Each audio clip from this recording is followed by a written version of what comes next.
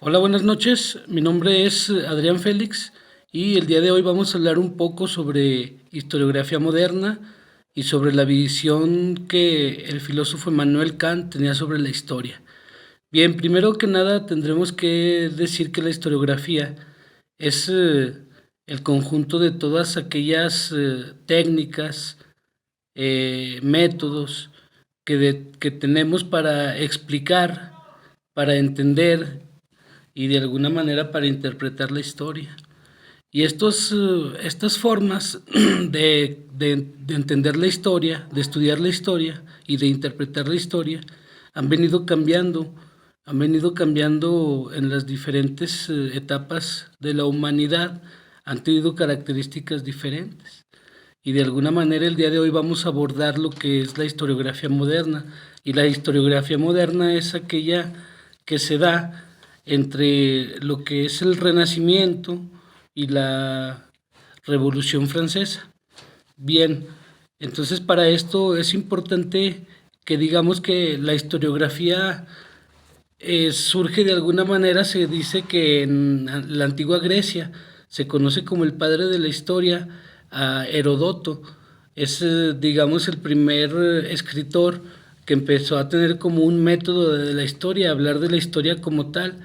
Sin embargo, digamos que Herodoto, a pesar de que pues hablaba de pues eventos reales, eventos realmente históricos, pues no le daba, la verdad, una gran importancia a las fuentes y no había como un método muy estricto, pues, ¿no? Esta forma de hacer historia se extendió pues por toda Grecia y creó toda una escuela, ¿no? De hecho, pues hay varios eh, historiadores clásicos de Grecia, de Roma, que son muy importantes, ¿no? Sin embargo, ya cuando viene pues la edad media, empieza a ver como un desprecio por el estudio de la historia o del pues de los antiguos, de los griegos, de los romanos, y se empieza a dar como un único modelo de pensamiento, se empieza a imponer. En este sentido, pues la historiografía también empieza a obedecer a estas características de la Edad Media. En la Edad Media, pues, en las características que tiene la historiografía es que es una historiografía con una visión providencialista. ¿Qué quiere decir una visión providencialista? Pues que concebía que la historia era un acontecimiento en el que estaba Dios de por medio, que Dios había determinado lo que va a ocurrir con la historia. Entonces hablaba de que había un principio y un fin, manifestaba pues el fenómeno de la historia como algo totalmente lineal, un escenario que había sido puesto totalmente por la providencia, un destino ya predeterminado. Entonces, esta historia providencialista, como se le conoce, tenía como un principio pues eh, la el mito de la creación del hombre y de la mujer, y tenía también un fin, que era cuando iba a venir aquí Dios a juzgar a los hombres, iba a castigar a los pecadores, a premiar a los fieles, ¿no? Entonces dentro de este periodo es cuando se desarrolla pues la historia, ¿no? Entonces esta historia no tenía ningún tipo eh,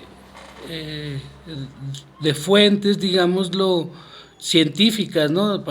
Pues para nada, no recurría a documentos, no hacía crítica pues de estas fuentes, eran más bien como una especie de relatos religiosos, leyendas, pues cuentos moralizantes, ¿no? Bien, entonces en este contexto es cuando va a surgir lo que es la historiografía renacentista, la historiografía humanista, ¿no? Es muy importante tener en cuenta que el Renacimiento es un proceso pues que va a afectar, a influenciar a toda la humanidad a todas las áreas del conocimiento humano, es que el humanismo renacentista pues va a llegar, ¿no? Y esto también se va a ver reflejado pues en lo que es la historiografía. Bien, el humanismo es una tendencia, es una tendencia intelectual, artística, política, que tiene como característica principal el desplazamiento de Dios como la figura central de todo, como la figura central del mundo, y va a poner entonces al hombre, al ser humano, y va a ser a partir pues del ser humano, de sus problemas, de sus necesidades, que va a empezar a girar todo, ¿no? Todo, se van a crear teorías, se van a dar hipótesis, pero a partir de que se va a poner al hombre como punto de partida. Esto es pues el humanismo, por eso se le llama así humanismo. Y podemos decir que pues el humanismo surge con autores muy importantes como Petrarca y Boccaccio. Son esos autores conocidos como prehumanistas, pero que pues son totalmente humanistas, ¿no? Porque son los primeros que ponen en sus obras, ponen al hombre como un, como el punto de estudio, ¿no? Como el punto donde hay que buscar la cuestión, como el fenómeno a estudiar incluso.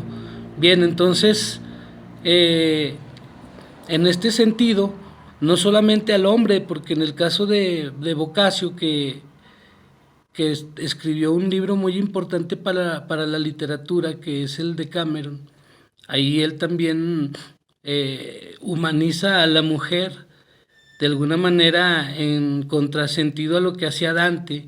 Él le quita su característica angelical a la mujer y la humaniza con, con todo y lo erótico que esto signifique, ¿no? Y entonces crea una obra pues muy importante para la literatura, que es el de Cameron. Bien, entonces estos autores podemos decir que son los creadores incluso pues del humanismo, ¿no? Y esto pues va a revolucionar todo, porque a partir de ellos van a surgir muchos autores que van a empezar a hablar del hombre como punto de partida. Y esto no quiere decir que estos autores iban en contra de la iglesia, porque estos mismos autores eran muy religiosos. Los mismos Boccaccio, Petrarca eran muy religiosos, ¿no? No era un rompimiento con la iglesia como institución ni como religión, pero sí era una revolución al momento de replantearse pues las cosas, la vida, los fenómenos, ¿no? Bien, entonces en este sentido la historiografía va a cambiar de una manera determinante, porque estos humanistas, estos prehumanistas, empezaron a utilizar la filología, empezaron a estudiar a los pueblos a través, su cultura pues de los pueblos a través de sus textos, ¿no? Y esto pues de alguna manera también fue una herramienta para la historiografía. A partir de las fuentes es que se empezaron a hacer, se empezó a dar también un conocimiento histórico más preciso y basado pues en las fuentes, ¿no? Algo muy importante. Entonces surgen también otros pensadores renacentistas, humanistas, que van a seguir las características que acabamos de comentar, pero cada uno con sus particularidades, muchas de las veces antagónicas entre ellas, ¿no? Algunos autores van a ser antagónicos totalmente, pues, pero en este momento lo importante es que la historiografía empieza a tomar un rumbo diferente, porque ya no se ve como algo providencialista, como algo del destino, sino que ya es como una especie de herramienta pedagógica de la cual podemos echar mano, ¿no? Y para estar aprendiendo del pasado. Entonces, también se empieza a considerar a la historia para crear una especie de identidades locales. Se estaban dando los historiadores de este tiempo abordaban mucho como tema sus ciudades de origen y se centraban en este tipo de historia, donde recurrían a textos antiguos y de alguna manera esto iba creando pues un poco de identidad local, digámoslo así, ¿no? Nacionalismo, pues.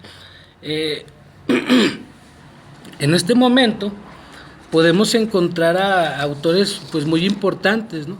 Autores muy importantes como Maquiavelo, eh, los utopistas como Tomás Moro, Erasmo de Rotterdam y una gran cantidad de autores súper importantes, ¿no? Como el mismo René Descartes, Vico, que como decíamos son posiciones diferentes las de estos dos últimos. Pero bueno, lo que pasa que durante este periodo histórico hubo acontecimientos que determinaron el rumbo de la historiografía, así como el mismo rumbo de la humanidad. Resulta que eh, surge un personaje muy importante dentro de la Iglesia Católica que se llama Martín Lutero, que es un sacerdote de la religión católica allá en Alemania, pero él pues empezó a cuestionar las formas de la religión, las formas de la Iglesia Católica como institución más que nada, contra el Papa, contra los sacerdotes, ¿no? Él criticaba pues que vendían las indulgencias, que había un desorden pues en la iglesia y él lo que trataba era llevar a cabo una reforma al interior de la iglesia. Pues finalmente no lo logra, pero sí crea nuevas iglesias cristianas, pero ya no católicas, y no solamente la luterana, que es la que él mismo funda, sino que también surgen otros personajes que bajo estos mismos principios van a crear otras iglesias como la calvinista, ¿no? Que también pues es un movimiento religioso importante, y otros movimientos protestantes con características muy particulares, como es el caso de pues Inglaterra, ¿no? Que hay un rompimiento entre la iglesia y, y la iglesia, perdón, la iglesia y la corona, por situaciones diferentes, ¿no? Pero que también se da ahí un movimiento de protestantismo muy importante, porque es determinante este movimiento en la historiografía, pues porque al igual que en todas las áreas del conocimiento van a surgir autores tanto a favor como en contra del movimiento protestante, ¿no? La misma Iglesia Católica va a responder ante este movimiento de reforma, como se le conoce, y se va a llevar a cabo el movimiento de contrarreforma, ¿no? Con todo lo que desprende de esto, pues. Y va a haber autores que van a estar a favor del protestantismo, va a haber autores que van a estar a favor de la tradición católica, y esto también va a influir en la historiografía. Va a haber autores que van a estar haciendo historia a partir de las ideas protestantes, y entonces van a recurrir a textos, van a recurrir a fuentes y van a recurrir a una interpretación que de alguna manera le dé la razón al bando protestante, ¿no? Y va a haber los contrarios, historiadores católicos, que van a recurrir a fuentes también, van a llevar a cabo también, digámoslo así, un proceso crítico, pero para exactamente lo contrario, ¿no? Para reivindicar los principios de la religión y de la Iglesia Católica, pues. Y entonces, en este contexto, pues van a surgir muchos pensadores. En este momento es importante eh, una situación también que se da de discusión entre autores, porque esto, pues de alguna manera trasciende, ¿no? Por un lado está René Descartes, que es el padre del método cartesiano. Este personaje, pues, digámoslo así, es el antecedente del método científico. Él decía que todo conocimiento, pues, era producto de la razón, que teníamos, tenía que pasar por la razón, ¿no? Tenía que haber un principio de duda, un principio de descomposición, composición y verificación. Bien, entonces para este personaje, pues la historia no era una ciencia, no era un conocimiento científico. Y en contraparte está un autor de nombre Vico que reivindicaba a la historia como una ciencia. Él consideraba que la ciencia pues era un procedimiento cíclico, un procedimiento que se iba dando de alguna manera en progresiva espiral, porque comentaba Vico que la historia se repetía siempre en periodos. Estaba el periodo clásico, el periodo heroico, y siempre le seguía un periodo de decadencia, pero con características únicas en cada una de las épocas, por lo que no era un periodo cíclico totalmente, sino que era un periodo en espiral progresivo, donde el hombre iba de alguna manera mejorando su moral, ¿no? Era una característica que se pensaba en ese momento, pues, por parte de Vico. Esto pues lo menciono por las visiones que existían dentro del mismo humanismo, porque digamos lo que fue tomando fuerza nuevamente la Iglesia con los movimientos de contrarreforma, con las instituciones como la monarquía absolutista, y fueron formando pues tomando mucha fuerza nuevamente las monarquías. Entonces va a llegar un momento súper importante que es el siglo XVIII. Este siglo se le conoce como el siglo de las luces porque es cuando se lleva a cabo un movimiento que se denomina el movimiento de Ilustración. Digamos pues un movimiento muy parecido al movimiento del Renacimiento, pero este movimiento se caracteriza por un rompimiento con la Iglesia, ¿no? Y con la institución de la monarquía, de la corona, pero sí un rompimiento total. Es un movimiento totalmente revolucionario. Es un movimiento que tiene como principio fundamental que todo es razón, ¿no? Todo tiene que pasar como por la razón. Eh, entonces, nuevamente se ataca a las ideas providencialistas, nuevamente se ataca a la visión de las cosas y particularmente de la historia como un plan preconcebido, ¿no? Y entonces en este momento también, como en todas las áreas del conocimiento, en la historiografía también se van a ver reflejadas las ideas renacentistas, perdón, las ideas ilustradas del siglo XVIII. Los pensadores de este momento clave pues son Voltaire, Rousseau, Montesquieu, particularmente, ¿no? Porque estos personajes son los primeros que van a enfrentarse de manera directa contra estas instituciones poderosas y van a replantearse pues nuevamente este cuestionamiento hacia el orden establecido, ¿no?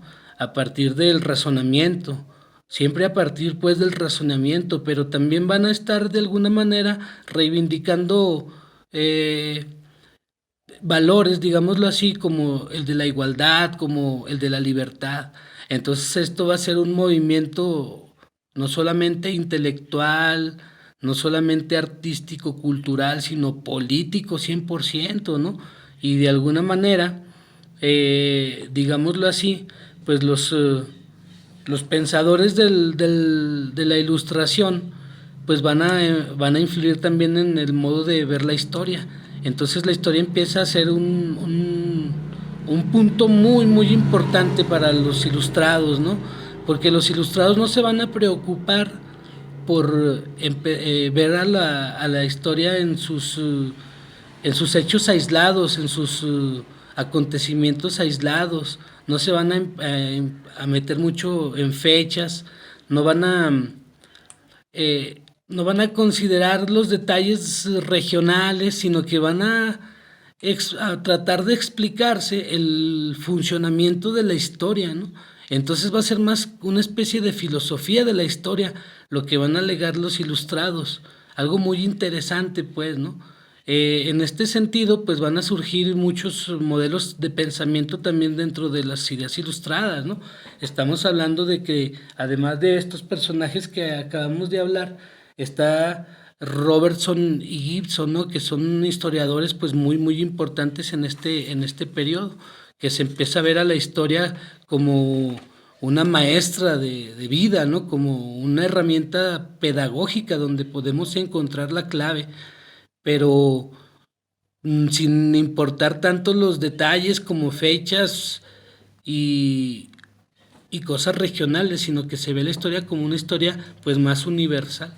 También digamos que en este momento pues las ideas se ven influenciadas por el pensamiento de Hobbes, de Locke y bueno, estas son las características pues más o menos generales de lo que es la ilustración y lo que influyó en la historiografía, ¿no?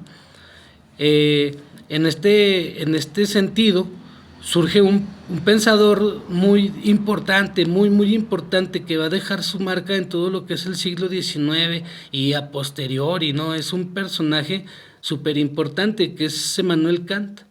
Es un filósofo que pues generó todo un modelo de pensamiento, toda una escuela, y pues él aportó mucho a lo que fue la filosofía. Él hizo su libro, digamos, su obra principal, es la crítica en la razón pura. Es donde él plantea pues una filosofía donde hace una crítica a la al razonamiento, digámoslo, que hace eh, Descartes, ¿no? Porque dice que si bien el conocimiento surge de la razón, no solamente de este, sino que también de la experiencia. Y entonces ahí él recurre a las ideas de Hobbes.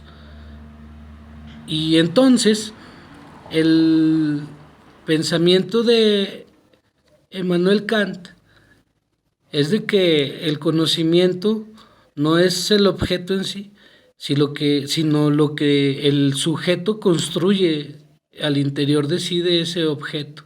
Entonces aquí entran diferentes elementos que van a participar pues en la creación de conocimiento, pero donde el más importante es el sujeto que construye el conocimiento. Entonces, para Kant, la fuente del conocimiento no va a ser el objeto, sino el sujeto, pues, ¿no? Y este pensamiento se va a trasladar también, pues, a otros tipos de razonamientos, ¿no? Va a dejar marca, va a dejar huella, pues. Pero Kant también hace un análisis de la historia, también hace historiografía y es muy interesante. Es muy interesante lo que Kant escribe, ¿no? De la historia. Su obra principal en esta materia de historiografía se llama Ideas para una historia universal en clave cosmopolita. Y entonces es muy interesante esta historia, esta filosofía de la historia de Kant, porque él plantea que la historia es un plan de la naturaleza. Él concibe pues a la naturaleza como una especie de fuerza superior, ¿no? No Dios, pues, pero lo menciona como la naturaleza, que sí es como una fuerza más importante que todo. Entonces él comenta que la historia es el escenario donde se desarrolla un plan de la naturaleza. Y ese plan de la naturaleza es un plan evolutivo, en donde el hombre como individuo ni cuenta se da pues de lo que está ocurriendo porque no experimenta los cambios que sí experimenta el hombre como especie, como humanidad, pues, ¿no? Se van dando cambios muy importantes, progresivos, de una etapa a otra, pero ya dentro de un plan de la misma naturaleza. Este hecho de que la naturaleza ya tenga un plan preestablecido no tiene, pues, no obliga pues a que el hombre actúe de una manera mecánica. Esto es muy interesante pues porque Kant dice que la naturaleza misma, esta fuerza superior de la que hablamos, le otorga al hombre una, una característica o una capacidad pues muy importante, que es la voluntad, la libertad de la voluntad. O sea que podemos nosotros, el hombre puede determinar, puede decidir y puede actuar dependiendo sus propios intereses, sus propias necesidades, capacidades. Y de hecho también esto es un producto pues de la razón, ¿no? Es aquí donde Kant mete a la razón. La razón es algo pues muy importante porque es algo que va evolucionando también. el hombre va evolucionando como individuo, pero finalmente esto va a tener impacto como especie. Pues bien, esta forma de que Kant ve a la historia como un escenario donde se desarrolla un plan de la naturaleza, pues es interesante porque él dice que este plan de la naturaleza al final es la creación de un estado cosmopolita donde exista una especie de convivencia civil perfecta, ¿no? Donde no haya ningún tipo de problemas, digámoslo. Y pues es pues, muy interesante, ¿no?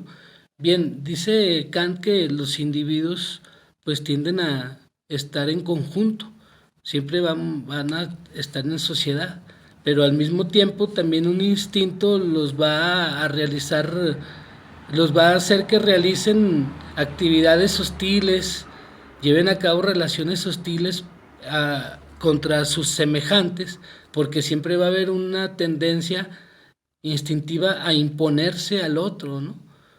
Y entonces esto también forma parte del plan de la naturaleza, porque estas actividades hostiles y este enfrentamiento que se va a dar entre los hombres va a hacer que cada uno de ellos, de alguna manera, vaya despertando sus talentos, vaya mejorando su moralidad, y esto se va a ver reflejado en que cada generación va a ser mejor que la otra, cada generación va a ser mejor que la otra, hasta que encontremos modelos de convivencia civiles perfectos, ¿no? Va a llegar el momento en que, bueno, esto también se va a repetir como entre los hombres, también entre los estados. Los estados van a llevar a cabo este tipo de actividad de relaciones. Siempre va a haber una hostilidad, pero estas hostilidades siempre van a llevar a que las generaciones posteriores evolucionen, sean mejores de alguna manera, hasta que finalmente se lleve a cabo este plan de la naturaleza, que es que se cree un solo estado cosmopolita, ¿no? Donde haya una comunidad, donde haya una colectividad civil perfecta, pues. Entonces es muy interesante lo que plantea Kant, porque pues en este tiempo de la Ilustración no importaba mucho hablar de hechos o acontecimientos concretos para crear como una especie de identidad regional, sino que es muy interesante cómo finalmente se ve plasmado aquí en la obra de Kant que lo que buscaban los ilustrados era crear una historia universal, una historia pues que tuviera que ver con todo el mundo, ¿no? Con todos los estados y su relación entre sí. Y pues bueno, eso es lo que podemos platicar el día de hoy. Un saludo para todos y muchas gracias. Hasta luego.